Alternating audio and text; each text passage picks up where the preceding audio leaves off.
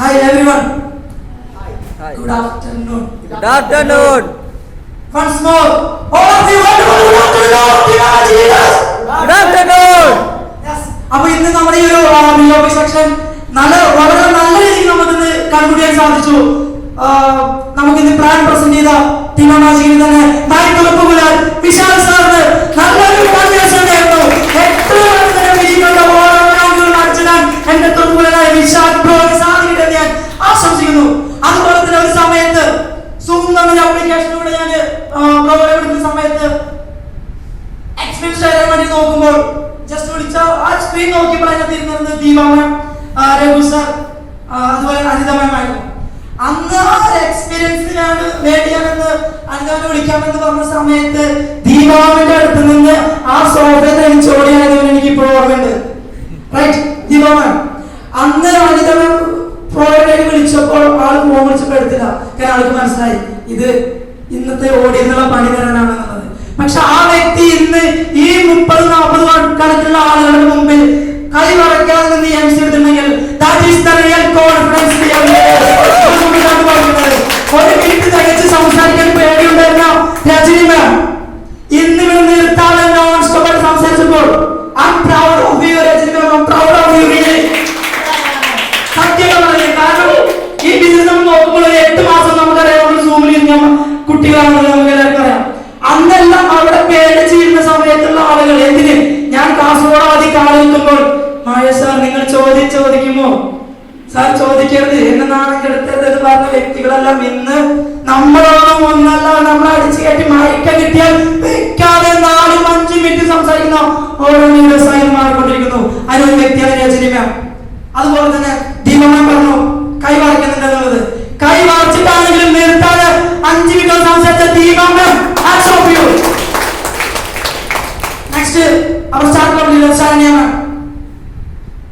Emerging business ഗ്രൂപ്പിന്റെ lady voice king എന്നാണ് ഞാൻ വ്യക്തി പറയാം. ഈ വ്യക്തിയെ കാണുന്ന സമയത്ത് സംസാരിക്കുമ്പോൾ ഭയങ്കര എക്സൈറ്റഡ് ആണ്, പവർഫുൾ ആണ്. പക്ഷെ ആ വ്യക്തിക്ക് ആ കോൺഫിഡൻസിനുള്ള റിസൾട്ട് ക്രിയേറ്റ് ചെയ്യാൻ സാധിച്ചില്ല. സ്ലോ ഡൗൺ ആയി. പലവിധ ലേഡീസ് ആകുമ്പോൾ പലവിധ ലിമിറ്റ്സ് ഉണ്ട്.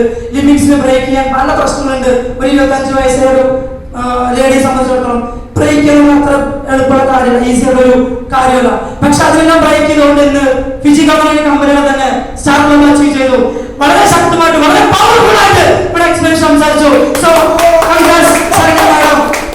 അതുപോലെ ഓരോ ലീഡേഴ്സും ബിജു സാർ നമ്മുടെ സൂമിൽ പ്രോഗ്രാം നടക്കുമ്പോൾ പുള്ളിക്കാരൻ അങ്ങും മൊബൈൽ ഫോൺ അവിടെയായിരുന്നു. ഞാൻ നോക്കുമ്പോൾ തിയേറ്ററിൽ ഇരുന്ന് ഞാൻ പ്രോഗ്രാം എടുക്കുന്ന പോലെ നോക്കിയ സമയത്ത് ഫീൽ ചെയ്തിട്ടുണ്ടായിരുന്നത്. ആ സമയത്ത് സംസാരിക്കുന്ന ബിജു സാറിനെ വിളിക്കുമ്പോൾ സത്യം പറഞ്ഞ കണ്ടിരുന്ന 32 പല്ലുകൾ മാത്രമായിരുന്നു. പക്ഷെ ഇന്ന് ആ വ്യക്തി പറഞ്ഞിട്ടുള്ള ഓരോ വാക്കുകൾ, ഞാൻ ദുബായിൽ പോയി അവിടെ 3 വർഷം വർക്ക് ചെയ്തു, അതിനുശേഷം നാട്ടിൽ വന്ന് 3 വർഷമായിട്ട് വർക്ക് ചെയ്യുന്നു. അതെല്ലാം കഴിഞ്ഞ് ഇന്ന് ഇവിടെ ഓരോ കമ്പനിയുടെ നല്ല നല്ല എന്താ പറയാ ദീപാമനെ പോലുള്ള, രജനിനെ പോലുള്ള, അനിതനെ പോലുള്ള ഒരുപാട് കാര്യത്തിലുള്ള ലീഡേഴ്സ് നമുക്ക് ഒരു ഫിജി കമ്പനി ഒരു 9 കമ്പനിയുടെ ഭാഗമാക്കാൻ സാധിച്ചു. So Biju sir, hats off you. Next അതുപോലെ പറയാം കാസർഗോഡ് കിങ്ങായ Irfan sir, brother from another mother. ആ വ്യക്തിയും ഇതുപോലെ പല സമയങ്ങളിൽ ഞങ്ങൾ മൈക്കൊന്ന് കിട്ടിയാൽ കൊള്ളാമായിരുന്നു എന്ന് ചിന്തിച്ച സമയമുണ്ട്. ഓരോ റാങ്കിലും ഓരോ ലീഡേഴ്സ് കയറുമ്പോൾ മാഷിനി എത്ര നാളെ പിജി കാണിയിരുന്നു? 12 മാസമായി. എത്ര നാളെ പിജി കാണിയിരുന്നു? 13 മാസമായി.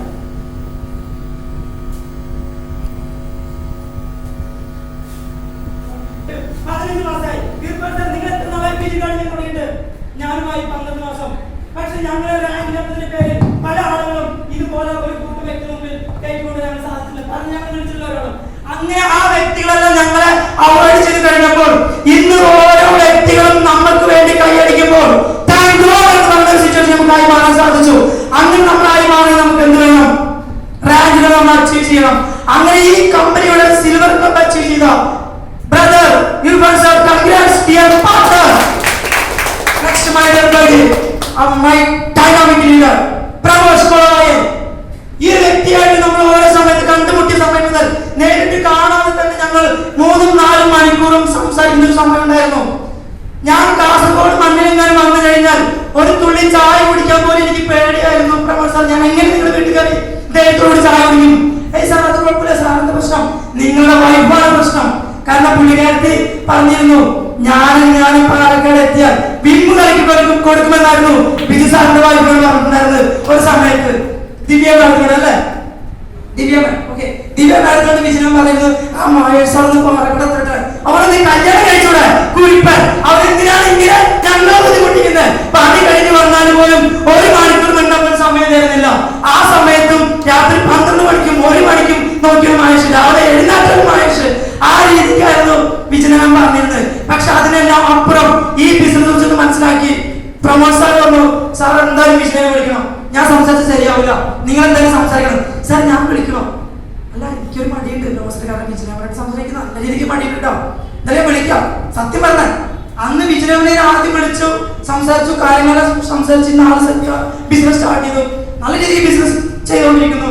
അപ്പൊ നിങ്ങൾക്ക് മനസ്സിലാക്കണം, ഒരു ഫാമിലിയാണ് ഡിയർ ഫ്രണ്ട്സ് ഇന്നിവിടെ ഇരിക്കുന്ന ഒരുപാട് ആളുകൾ എന്ന് പറഞ്ഞാൽ, ഒരാളത് സ്റ്റാർട്ട് ചെയ്ത ഒരു അനിയിൽ നിന്നായിരിക്കാം, ഒരു അനിയിൽ നിന്നായിരിക്കാം, ഒരു ഏട്ടനിൽ നിന്നായിരിക്കാം സ്റ്റാർട്ട് ചെയ്തത്, അനിയത്തിമാരോടെത്തി, വൈഫിനോടെത്തി, ഇങ്ങനെ നോണപ്പിലോട്ട് എത്താൻ പോകുന്നു ഒരു 5-10 വർഷം കഴിയുമ്പോൾ.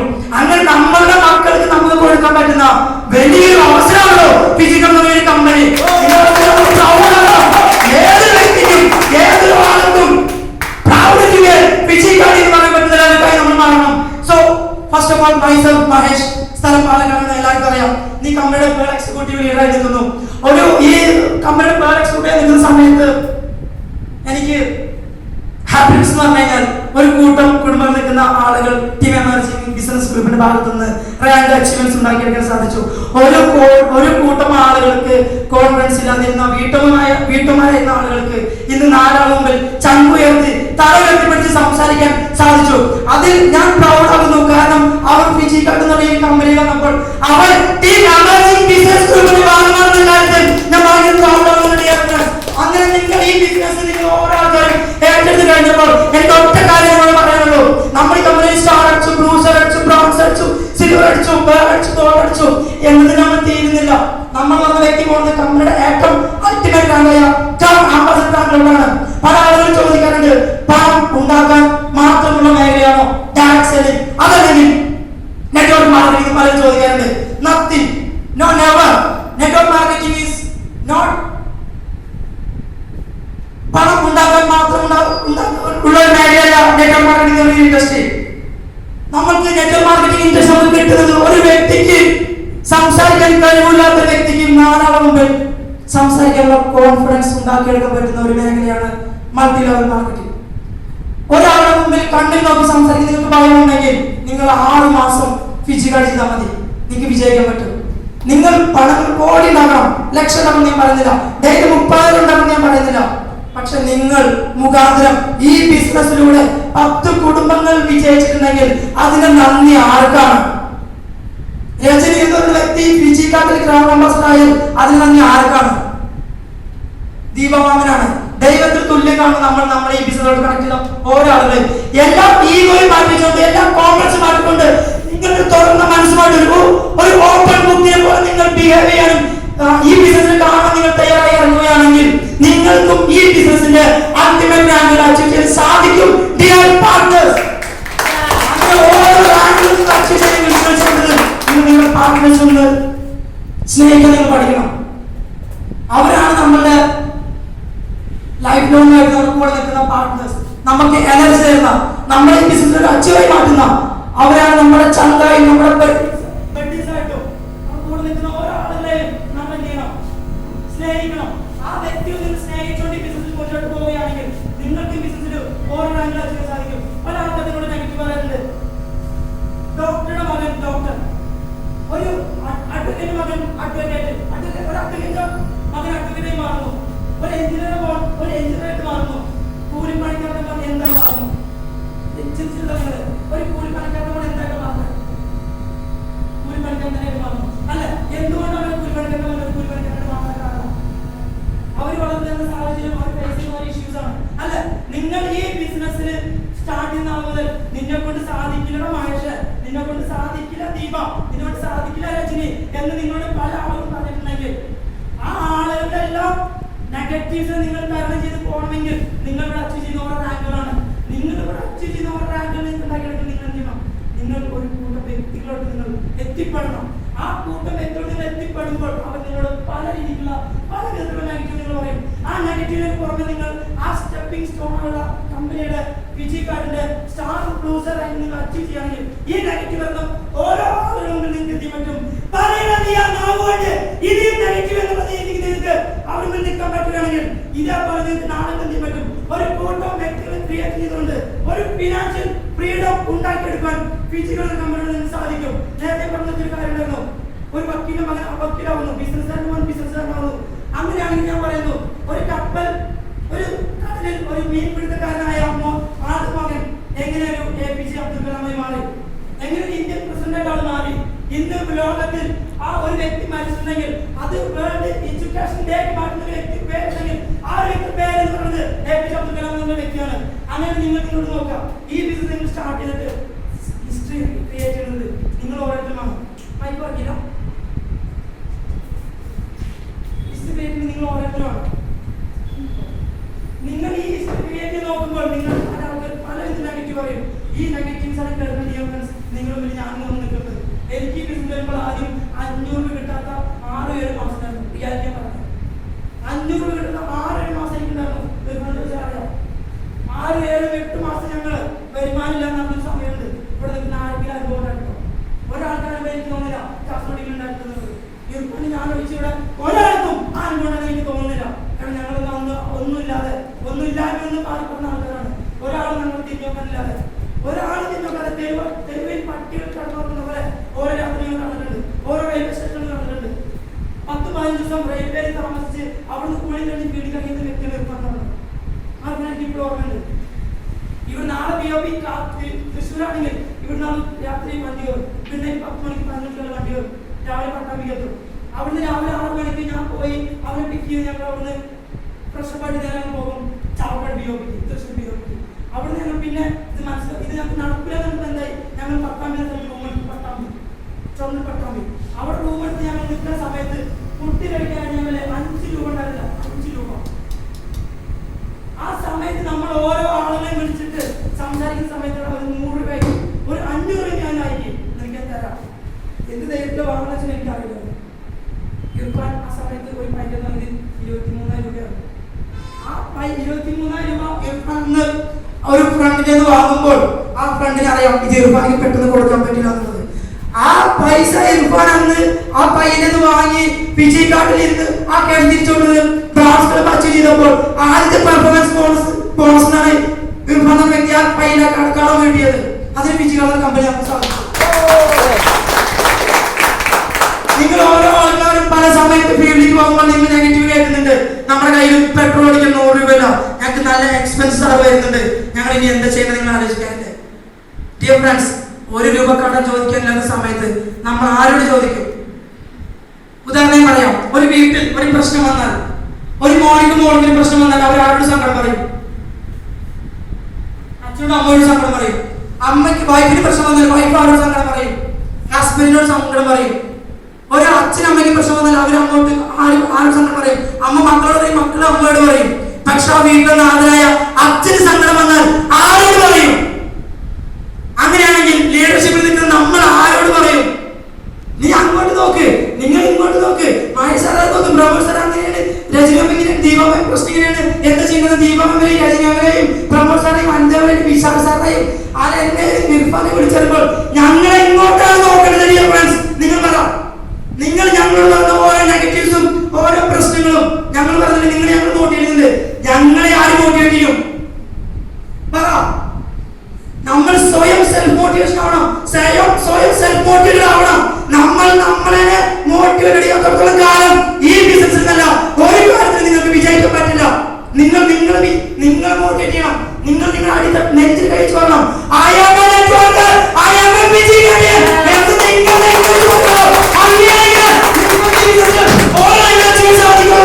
നമ്മൾ ഓരോ രാത്രി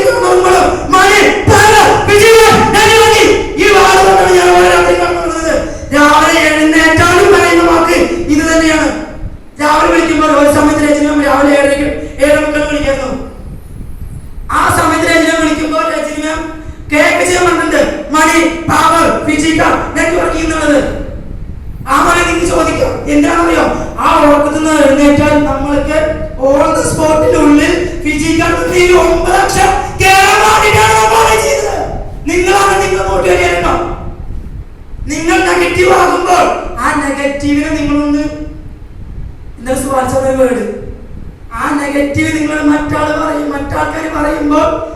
കുറെ ചെടികൾ നമ്മൾ നടുമ്പോൾ ആ ചെടിക്ക് വേണ്ടി നമ്മളെടുത്തൊരു വളമുണ്ട്, ചാണകം അല്ല സോറി സാർ, ആ ചാണകമായിട്ട് കാണോ നിങ്ങളുടെ നെഗറ്റീവ് വരുന്ന ഓരോ വ്യക്തികളുടെ വാക്കുകളെയും, വ്യക്തികളല്ല ആ വ്യക്തികളുടെ വാക്കുകളെ നിങ്ങൾ ചാണകമായിട്ട് കാണും. എന്തിന്? നിങ്ങൾ പല വർഷത്തിന് തഴച്ചു വളരുവാനുള്ള എന്തായിട്ട് വളമായിട്ട് നിങ്ങൾ അവരെ കാണുക, ആ വാക്കുകൾ നിങ്ങൾ കാണുക. അങ്ങനെ കണ്ടിട്ടാണ് നമ്മളും ഈ ബിസിനസ്സിൽ സക്സസ് ആയിക്കൊണ്ടിരിക്കുന്നത്. സക്സസ് ആയി എന്ന് പറയുന്നില്ല, സക്സസിന്റെ പാതയിലാണ്. Success is A daily routine. Success is A daily routine. നമ്മളതിനെ ഡെയിലി ഫോളോ ചെയ്യണം.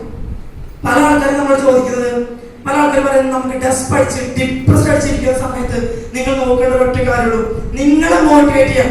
നിങ്ങൾക്ക് നിങ്ങളെ മോട്ടിവേറ്റ് ചെയ്യാൻ എന്തിനു പറ്റും അതിൽ നിങ്ങൾ അപ്പടക്കണം. എനിക്ക് നെഗറ്റീവ് പറയാൻ, എനിക്കൊരു പ്രശ്നം വന്നാൽ ഞാൻ അപ്പം വിളിക്കും എൻ്റെ അപ്പ ലീഡേഴ്സിന്. ഞാൻ അപ്പം എനിക്ക് എവിടുന്ന് മോട്ടിവേഷൻ ഉണ്ടോ ഞാൻ അവിടെ ചെല്ലും. നിങ്ങൾക്ക് എവിടെ നെഗറ്റീവ് വന്നോ ആ നെഗറ്റീവ് നിങ്ങൾ കയറുമ്പോൾ എവിടെ വിളിച്ചാൽ നിങ്ങൾക്ക് പോസിറ്റീവ് കിട്ടും അവിടെ നിങ്ങൾ വിളിക്കണം. ആരും ഇവിടെ അവര് നിങ്ങൾ വിളിക്കണം.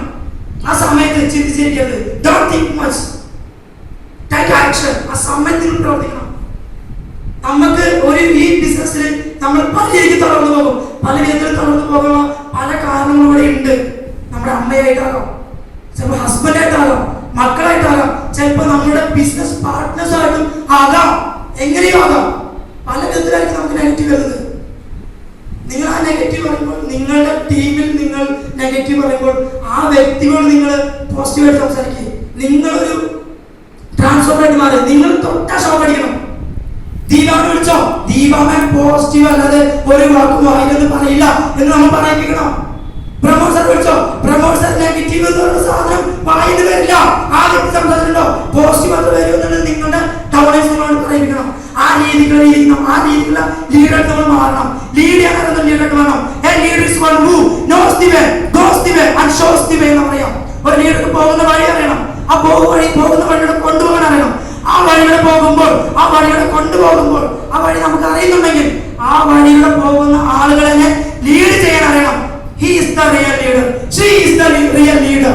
അങ്ങനെ ഒരു റിയൽ ലീഡർ ആയിക്കൊണ്ട് അവർ മാറണം, ഇവൾ മാറണം, നിങ്ങൾ മാറണം, നമ്മൾ ഓരോരുത്തരും മാറണം.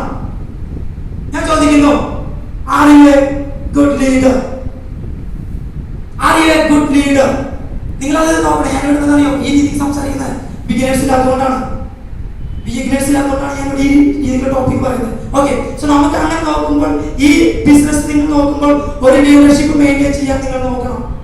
നിങ്ങൾ എന്ന് പറഞ്ഞ വ്യക്തി നിങ്ങളുടെ ടീമിൽ നിൽക്കുന്ന 100 കണക്കിന് 500 കണക്കിന് ആളുകളുടെ മുമ്പിൽ ഒരു ലീഡർഷിപ്പ് നിങ്ങൾ മെയിൻറ്റെയിൻ ചെയ്യാൻ നോക്കണം. അത് നിങ്ങൾ സ്വയം മോട്ടിവേറ്റഡ് ആയി മാറണം. സ്വയം മോട്ടിവേറ്റഡ് ആയിട്ട് നിങ്ങൾ മാറണം. കത്തിച്ചൊലിക്കുന്ന ആഗ്രഹമായിട്ട് നിങ്ങൾ ഫിസിക്കൽ കമ്പനിയിൽ നിന്ന് മുന്നോട്ട് പോകണമെങ്കിൽ നിങ്ങൾക്ക് ഈ ബിസിനസിന്റെ ഉന്നതങ്ങൾ കീഴടക്കാൻ സാധിക്കും. ഒരു സമയത്ത് നമ്മൾ ഈ ബിസിനസ് ഞാൻ ഒറ്റയ്ക്കായിരുന്നു. കൈ അടിക്കാനോ നമുക്ക് വേണ്ടി ഷേക്ക് തരാനോ ഒരാളുണ്ടായിരുന്നില്ല. ഒരു സമയത്ത് ഞങ്ങൾ ട്രെയിനിങ് പോകുമ്പോൾ ഞാനും തീർമാനം മാത്രമേ ഉണ്ടായിരുന്നുള്ളൂ. പക്ഷെ കേവലം ഒരു 2-3 ട്രെയിനിങ് പോയപ്പോൾ 10, 15, 17 ആളുകളുമായിട്ടാണ് കൊട്ടിയ ട്രെയിനിങ്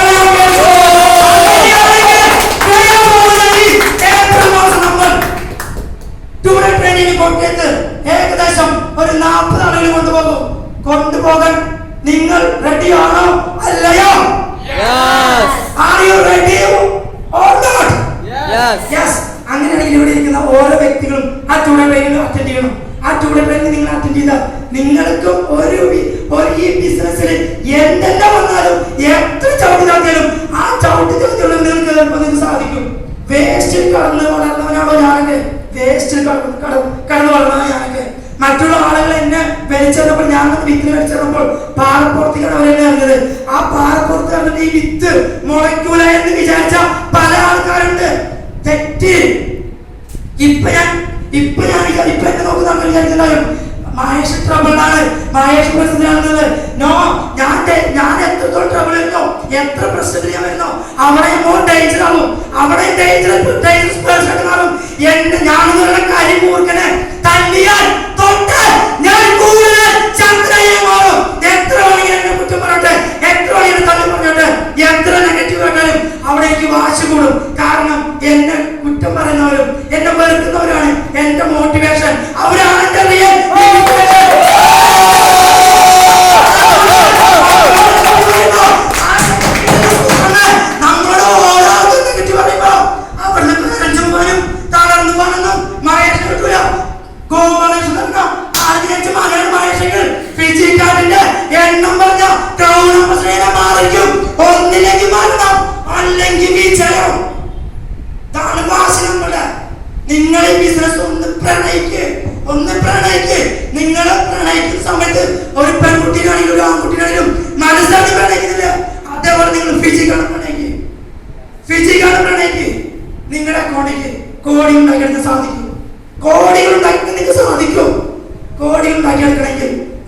മൈൻഡും ഒരു കോടീശ്വരമായിട്ട് മാറണം. ഒരു റിച്ച് പേഴ്സൺ നിങ്ങൾക്ക് മാറണമെങ്കിൽ നിങ്ങളുടെ മൈൻഡ് റിച്ചറായിട്ട് മാറണം. നിങ്ങൾക്ക് 10 കോടി അച്ചീവ്മെന്റ് ഉണ്ടാക്കുന്ന ആളുകളുണ്ടോ? 15 കോടി നേടിയ ആളുകൾ നിങ്ങൾ അഡ്വൈസ് മേടിച്ചിരിക്കണം. നിങ്ങൾക്ക് 1 ലക്ഷം രൂപ വരുമാനം വാങ്ങുന്ന ആളുകളുണ്ടോ? 5 ലക്ഷം രൂപ മിനിമം വരുമാനം വാങ്ങിയ ആളുകളോട് നിങ്ങൾ ചോദിക്കണം, നിങ്ങൾ പോയ വഴി ഏത്, ചാലകളിലോട്ട് പോണ വഴി ഏത് എന്ന് മോഹൻലാൽ ചോദിക്കുന്ന പോലെ നിങ്ങൾ ചോദിക്കണം. എങ്ങനെയാണ് നിങ്ങൾ ഈ റാങ്കിലെത്തിയത്? നിങ്ങൾ അതിനോട് എന്തൊക്കെ ചെയ്തു? നിങ്ങൾ എന്തൊക്കെ പ്രോഗ്രാം എടുത്തു? നിങ്ങൾ എങ്ങനെയൊക്കെയാണ് ആളുകളെ മോട്ടിവേറ്റ് ചെയ്തത്? നിങ്ങൾ ചോദിക്കണം. നിങ്ങൾ അപ്ലൈ ലീഡേഴ്സ് ആയിട്ട് മാറി നിന്നൂടാ.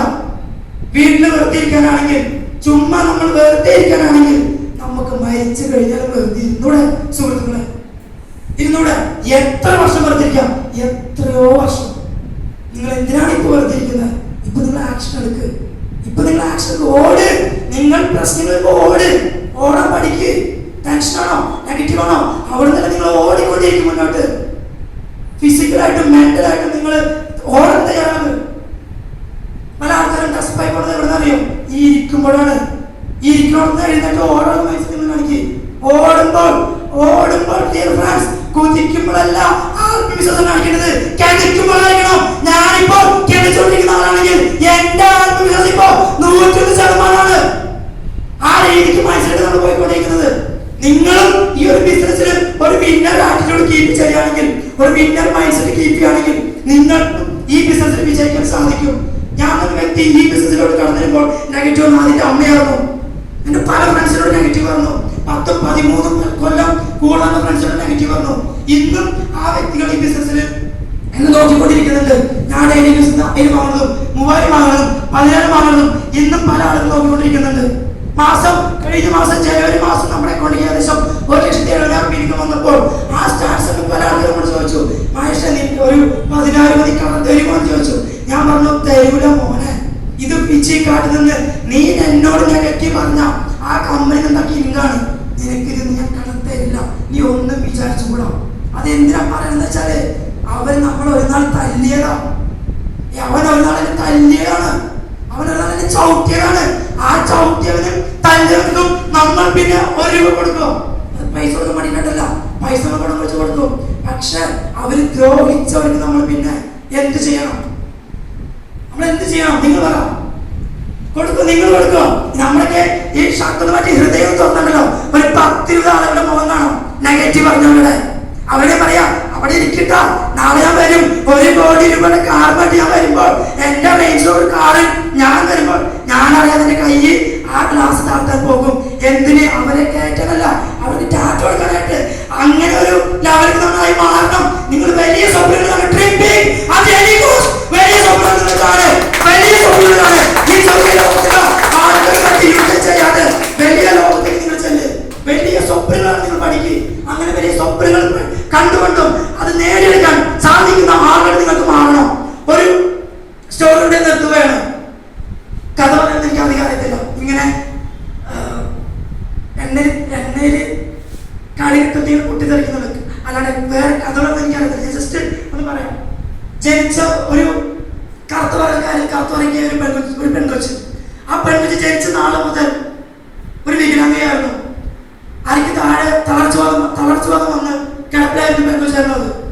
അവിടുന്ന് ആ പെൺകൊച്ച് 7 വയസ്സായപ്പോൾ ആ അമ്മയോട് ഒരു വാക്ക് വെച്ചു. 10 മാസം വന്നതിന് ശേഷം അമ്മയോട് ചോദിക്കണേ, അമ്മ എനിക്കൊന്ന് ഓടണം, എനിക്കൊന്ന് ഓട്ട മത്സരത്തിൽ പങ്കെടുക്കണം, എന്നൊന്ന് പങ്കെടുപ്പിക്കാമോ? ഓട്ട മത്സരത്തിന് ഗ്രൗണ്ടിൽ എന്ന് കൊണ്ടുപോയി വിടാമോ എന്ന് അമ്മയോട് ചോദിച്ചു. അമ്മ പറഞ്ഞു, മോളെ നിനക്ക് ഓടാൻ പറ്റില്ല, എനിക്ക് നേരെ നീച്ചു നിൽക്കാൻ പറ്റുന്നില്ല മോളെ, നീ എങ്ങനെയാ പിന്നെ ഓടുന്നത് എന്ന് ചോദിച്ചു. ആ മോള് അമ്മയെ എന്നെ ഓട്ട മത്സരത്തിൽ കൊണ്ട് നിർത്ത്, എനിക്ക് ഓടണം.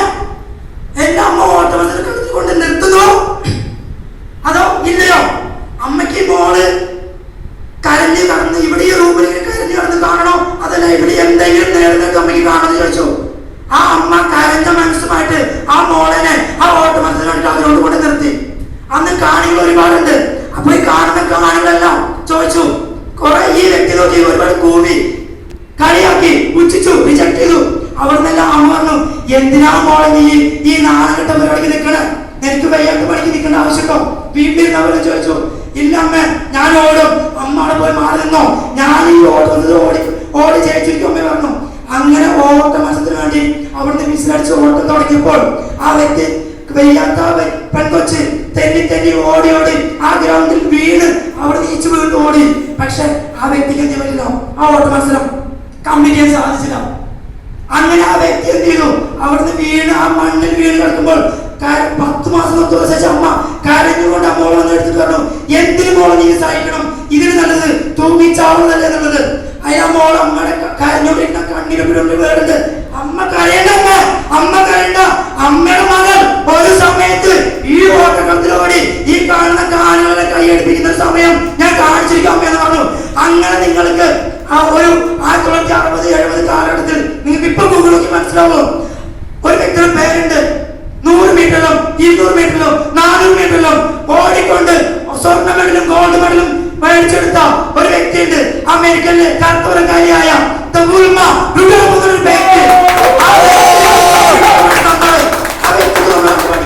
നമ്മളൊക്കെ ചിന്തിക്കുന്നുണ്ട്, നമുക്ക് എന്ത്, നമുക്ക് ഭാഗ്യമില്ല, എനിക്ക് അത് കിട്ടില്ല, എനിക്ക് ഇത് കിട്ടില്ല, പലണ്ട്, എനിക്ക് ഗ്ലാമർ ഇല്ലല്ലോ, എനിക്ക് മുടിയില്ലല്ലോ, എനിക്ക് നൈക്കിന്റെ ഷൂ ഇല്ലല്ലോ, എനിക്ക് മീശയില്ലല്ലോ, എനിക്ക് ഇന്ന ഷർട്ടില്ലല്ലോ, എനിക്ക് ഞാൻ കറുത്തിട്ടല്ലേ, ഞാൻ വെളുത്തിട്ടല്ലേ, എന്റെ മുഖത്തൊന്ന് കൂടി വന്നുവല്ലേ കണ്ണാടി നിങ്ങൾ ചോദിക്കാറുണ്ട്. ഇല്ല, നിങ്ങളൊക്കെ ഇതാണോ